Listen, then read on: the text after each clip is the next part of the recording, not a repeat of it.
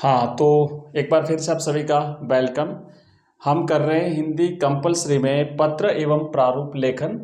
और पत्र एवं प्रारूप लेखन में आज हमारा ये तीसरा दिन है। तीसरे दिन में हम करेंगे विज्ञप्ति लेखन। अगर हम पत्र और प्रारूप लेखन में बात करें विज्ञप्ति लेखन की, तो सबसे जो सरल प्रारूप है वो विज्ञप्ति ही है। बिल्कुल छोटा सा प्रारूप होता है और आसानी से आपको याद हो जाएगा। और अगर विज्ञप्ति आपकी परीक्षा में आ गई तो पूरे में से पूरे नंबर आपको मिल जाएंगे। तो आइए देखते हैं कि विज्ञप्ति कहते किसे हैं, विज्ञप्ति कब लिखी जाती है, क्यों लिखी जाती है, किसके द्वारा लिखी जाती है, और साथ ही साथ विज्ञप्ति के हम दो के तीन प्रारूप देखने वाले हैं। तो इजीली आपको टोटल ये समझ में आ जाएगा। हमने अर्धशासकीय पत्र जो है वो पहले कर चुके हैं। इसके बाद अब यहाँ पर हम करेंगे निविदा भी हम कर चुके हैं। आपने देखा होगा निविदा वाला जो हमने टॉपिक को कंप्लीट कर लिया है। उसके बाद आज हमारा थर्ड है विज्ञप्ति का प्रारूप। तो आइए देखते हैं विज्ञप्ति का प्रारूप, लेकिन उससे पहले जान लेते हैं कि विज्ञप्ति कहते किसे हैं, क्यों लिखी जाती है।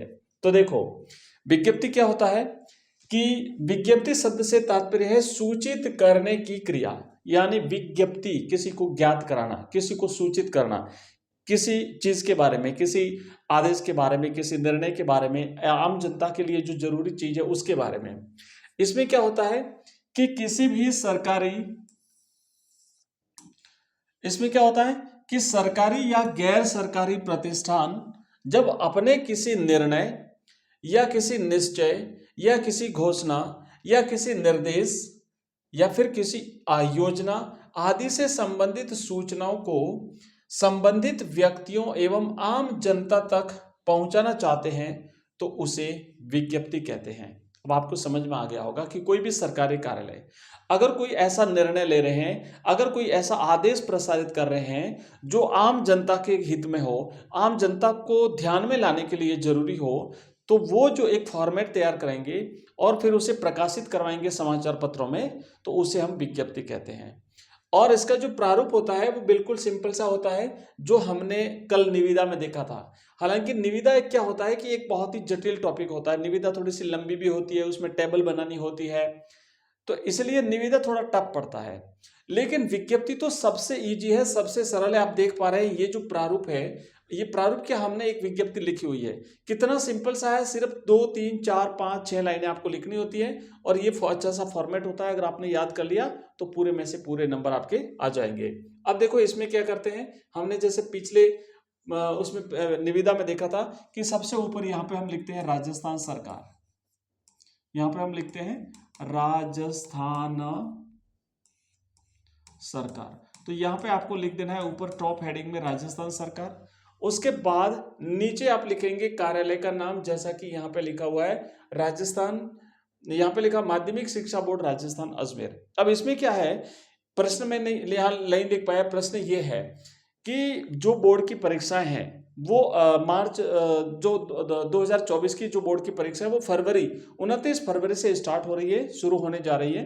तो आपको पता है ना, जब जैसे बोर्ड ने जो टाइम टेबल जारी किया था तो वो जो उससे उसके साथ एक विज्ञप्ति जारी होती है कि कब से हो रहा है, तो वही विज्ञप्ति कहलाती है। तो ये सूचित करने के लिए बच्चों को विज्ञप्ति कैसे जारी करते हैं, तो यहाँ पे बोर्ड का कार्यालय का नाम आ गया। उसके बाद लेफ्ट साइड में हम लिखते हैं क्रमांक, इसे हम पत्रांक भी कहते हैं। पत्रांक माने पत्र क्रमांक, या फिर इसे हम क्रमांक भी कहते हैं। और राइट साइड में दिनांक लिखी जाती है। ये बिल्कुल सेम होता है। आप चाहो तो निविदा लिखो, अधिसूचना लिखो, विज्ञप्ति लिखो, ज्ञापन लिखो, सब में सेम होता है, सब में कॉमन होता है। इसलिए ये चीजें याद रखिए। क्या क्या कॉमन होता है, राजस्थान सरकार ऊपर ये कॉमन होता है, नीचे कार्यालय का नाम, ये जो कार्यालय संबंधित कार्यालय उसका नाम लिखा जाता है, ये सबके लिए कॉमन होता है। फिर क्रमांक लिखा जाता है, ये सबके लिए कॉमन होता है। उसके बाद यहाँ पे दिनांक लिखा जाता है, ये भी सबके लिए सब फॉर्मेट में कॉमन है। और यहाँ पे वो जो विज्ञप्ति है तो विज्ञप्ति लिखेंगे, निविदा है तो निविदा लिखेंगे, ज्ञापन है तो ज्ञापन लिखेंगे। तो ये चीज भी सब में कॉमन होती है। तो ये कॉमन चीजें हमने यहाँ पे लिख दी। आगे समझ में। अब देखो, यहां लिखने के बाद में जो विज्ञप्ति होती है उसमें हम यहां से लिखेंगे। विज्ञप्ति में पहले ही कह दिया, इसका शाब्दिक अर्थ क्या होता है, सूचित करने की क्रिया। आपको सूचित करना है। जैसे बोर्ड की परीक्षाएं अगर बोर्ड स्टार्ट कर रहा है तो किसके लिए होती है, विद्यार्थियों के लिए। तो विद्यार्थियों को सूचित करेंगे कि उच्च माध्यमिक परीक्षा 2024 की मुख्य परीक्षाएं 29 फरवरी 2024 से निर्धारित और मान्यता प्राप्त केंद्रों पर आयोजित की जाएगी। तो पहले से बोर्ड के जो सेंटर्स होते हैं और बोर्ड के द्वारा जो मान्यता प्राप्त केंद्र होते हैं वहीं पर आयोजित की जाती है। तो बोर्ड ने यही लिखा है। कब से स्टार्ट कर रहे हैं? 29 फरवरी से स्टार्ट कर रहे हैं। आगे क्या लिखा है कि परीक्षार्थी अपने प्रवेश पत्र एवं समय सारणी बोर्ड की वेबसाइट से डाउनलोड कर लें। हालांकि ये विद्यार्थी नहीं कर सकते, विद्यालय डाउनलोड करके देते हैं क्योंकि उनका आईडी और पासवर्ड होता है। ठीक है, तो वो विद्यालय देंगे। तो ये है कि भाई विद्यार्थी अपने विद्यालय में जाकर के जो है वो प्राप्त कर सकते हैं। अन्य किसी भी प्रकार की सूचना हेतु संबंधित केंद्राधीक्षक से संपर्क करें। तो जो भी विद्यार्थी, और अगर आपको कोई अपने इंफॉर्मेशन के बारे में आपको जानकारी लेनी है, इंफॉर्मेशन लेनी है, तो जो सेंटर सुपरिटेंडेंट होते हैं वहां से आप जानकारी प्राप्त कर सकते हैं। बस इतना सा लिखना है खाली। यहाँ पे अधिकारी अपना हस्ताक्षर करेगा, उसके बाद नीचे अपना नाम लिखेगा और फिर वो पद क्या है, तो कि बोर्ड के जो बोर्ड के द्वारा जारी किया गया ना, ये सचिव के द्वारा जारी होता है। बोर्ड के जो सचिव होते हैं वो जारी करते हैं, सेक्रेटरी। तो यहाँ पे सचिव लिखा और नीचे इनके कार्यालय का नाम लिखा हुआ है। तो देख लो कितना सिंपल सा फॉर्मेट है। एक और देखते हैं हम, आपको इजीली समझ में आ जाएगा। फिर भी अगर आपका कोई डाउट रहता है, अगर आपको समझ में नहीं आता तो आप लोग मुझे कमेंट बॉक्स में कमेंट कर दीजिएगा। देखो एक और हम विज्ञप्ति लिखते हैं। मान लीजिए राजस्थान चुनाव आयोग जो है, जो चुनाव आते हैं तो चुनाव से पहले जो मतदाता सूचियां होती है उनको अपडेट करते हैं। साथ ही साथ जिनके परिचय पत्र नहीं बने होते उनके परिचय पत्र बनवाते हैं। जिनके 18 साल की आयु पूरी होती है उनका जो नामावली होती है, इलेक्टोरल जो होते हैं उसमें नाम ऐड करवाए जाते हैं। अगर किसी को संशोधन करवाना है तो संशोधन करवाया जाता है, कोई नाम हटाना है जोड़ना है तो वो किया जाता है। तो ये सारी चीजें की जाती है। उसके लिए चुनाव आयोग जो है वो अपनी तैयारी रखता है और पहले से ही जो है विज्ञप्ति जारी करके आम जनता को सूचित कर लेता है कि भाई ये कार्यक्रम शुरू हो रहे हैं। तो एक बार फिर से हम यहाँ पे स्टार्ट करेंगे। तो ऊपर तो फिर से लिखेंगे हम राजस्थान सरकार। ठीक है, यहाँ पे लिख दिया हमने राजस्थान सरकार। अब देखो यहाँ पे इसके बाद हमने क्या लिखना है, कार्यालय का नाम लिखना है जो कि कॉमन होता है। कार्यालय का नाम, पत्रांक, दिनांक और विज्ञप्ति, ये चीज कॉमन है सब में। अधिसूचना सब में मैंने बार बार आपको बता दिया। तो हम कार्यालय लिखेंगे, कार्यालय आयुक्त राजस्थान चुनाव आयोग जयपुर। उसके बाद यहाँ पे लिखेंगे पत्रांक, तो हमने यहाँ पे लिख दिया पत्रांक और यहाँ पे लिख दिया दिनांक और यहाँ पे लिख दिया विज्ञप्ति। ठीक है, अब फिर क्या होगा कि सर्वसाधारण को सूचित किया जाता है कि, क्योंकि भाई ये तो आम जनता के ध्यान में लाने की बात है, इसलिए सर्वसाधारण को लिखा जाएगा। तो क्या सूचित किया जाता है कि केंद्रीय चुनाव आयोग ने मतदाता परिचय पत्र की अनिवार्यता, इलेक्ट्रॉनिक मशीनों का प्रयोग, सार्वजनिक स्थानों पर पोस्टर न लगाने, चुनाव प्रचार हेतु ध्वनि विस्तारक यंत्रों का प्रयोग न करने, चुनाव व्यय का हिसाब रखने आदि से संबंधित कुछ महत्वपूर्ण सुधार लागू किए हैं। मतलब जो जो काम किए हैं ना वो सब कुछ आप यहाँ पे लिख दिया। अब इसलिए अतः समस्त प्रशासनिक अधिकारियों, कर्मचारियों और नागरिकों से अपेक्षित सहयोग की आशा की जाती है। भाई आप ये समस्त चीजों को लागू करने में सरकार का सहयोग करेंगे, चुनाव आयोग का सहयोग करेंगे कि वे उक्त सुधारों की सफल क्रियान्विति में सहयोग प्रदान करेंगे ताकि राज्य में निष्पक्ष और शांतिपूर्ण चुनाव संपन्न करवाए जा सके। बस हस्ताक्षर, नाम, अधिकारी का नाम और अधिकारी का कार्यालय का पता।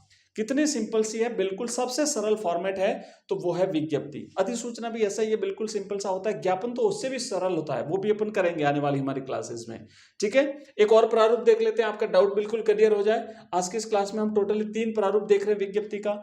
मान लीजिए राजस्थान लोक सेवा आयोग कोई भर्ती निकाली, ठीक है ना, तो उसके लिए जो विज्ञप्ति जारी होती है तो वो देखते हैं। तो एक बार फिर से हम यहाँ पे लिखेंगे, तो ऊपर तो हम लिखेंगे राजस्थान सरकार। ठीक है, यहाँ पे सबसे ऊपर आपको क्या लिखना है, यहाँ पे हम लिखेंगे राजस्थान सरकार। उसके बाद देखो कि राजस्थान सरकार हमने लिख दिया। यहाँ पे हम लिखेंगे कार्यालय का नाम। तो कार्यालय कौन है, राजस्थान लोक सेवा आयोग अजमेर, ये कार्यालय हो गया। लेफ्ट साइड में हम लिखेंगे पत्रांक और उधर लिखेंगे दिनांक। अब देखो कई बार क्या होता है, हमने पिछले जो 2 प्रारूप लेके उसमें तो इतना बड़ा लंबा प्रारूप था, यहाँ से लेके ठेठ यहाँ तक था, इसमें इतना छोटा सा क्यों है। तो ये कैसे लिखा जाता है, मैंने आपको पिछला जो हमने अर्धशासकीय पत्र जब किया था, आपको याद होगा। अगर आपने नहीं देखा तो वहां पे आई बटन पे आपको लिंक मिल जाएगा, वीडियो वहां से देख लीजिए। उसमें स्पष्ट रूप से बता दिया है कि जो कार्यालय का नाम होता है उसके प्रत्येक शब्द का पहला अक्षर लेकर के हम इसको बनाते हैं। उसके बाद जो कार्यालय जिस शहर में स्थित है उस शहर लिखा जाता है, फिर स्लैश करके 17 लिखा जाता है, 2023-24, और फिर अंत में पत्रांक लिखा जाता है। और अगर इतना लंबा ना लिखे तो हम डायरेक्ट ये भी लिख सकते हैं, तो ये हमने यहाँ पे लिख दिया। ठीक है, फिर यहाँ पे दिनांक लिखी जाती है, आप अपने परीक्षा की तारीख लिख सकते हैं। यहाँ पे सेंटर में हमने लिख दिया विज्ञप्ति और फिर क्या है राजस्थान लोक सेवा आयोग क्या कहता है कि आयोग द्वारा वरिष्ठ अध्यापक द्वितीय श्रेणी माध्यमिक शिक्षा विभाग हेतु ली जाने वाली संवीक्षा परीक्षा दिनांक 15 मई 2024 के स्थान पर 16 जून 2024 को आयोजित की जाएगी। मतलब थोड़ा सा परिवर्तन किया एग्जाम में। तो परिवर्तन क्या, तो विद्यार्थियों को ध्यान में लाने हेतु ये विज्ञप्ति जारी की है।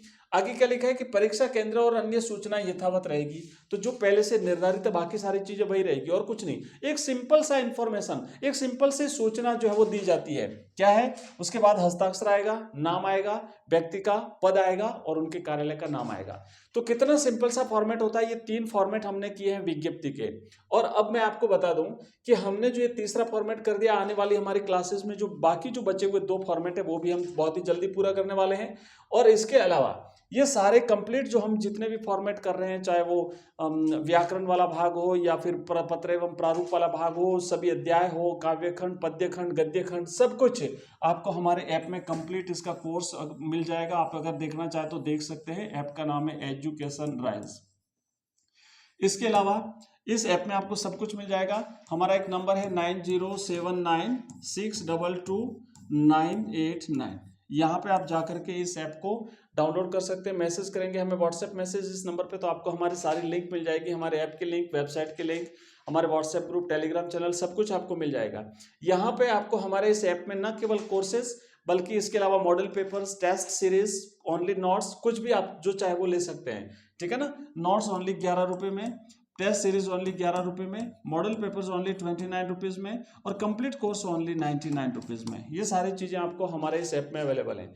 तो ये थी हमारी क्लास हिंदी कंपलसरी की। और इसके जस्ट बाद में अभी नेक्स्ट आपको क्लास मिलेगी 7 बजे इंग्लिश की। हमारे क्लासेस का टाइमिंग रहता है सुबह 5:30 बजे जो हमारी क्लास रहती है वो हिंदी की क्लास रहती है, हिंदी कंपलसरी की। उसके बाद 7 बजे हमारी इंग्लिश कंपलसरी की क्लास है। उसके बाद फिर शाम को हमारे 7 बजे राजनीति विज्ञान की लाइव क्लास है और 8:30 बजे हमारी ज्योग्राफी की लाइव क्लास है। इसके बाद में हिंदी का जो हिंदी साहित्य और हिस्ट्री की भी क्लासें आपको इसमें मिलती रहती हैं। तो आज की क्लास में बस इतना ही। मिलते हैं कल नई क्लास में। तब तक के लिए, अभी नेक्स्ट क्लास में 7 बजे, तब तक के लिए जय हिंद, जय भारत।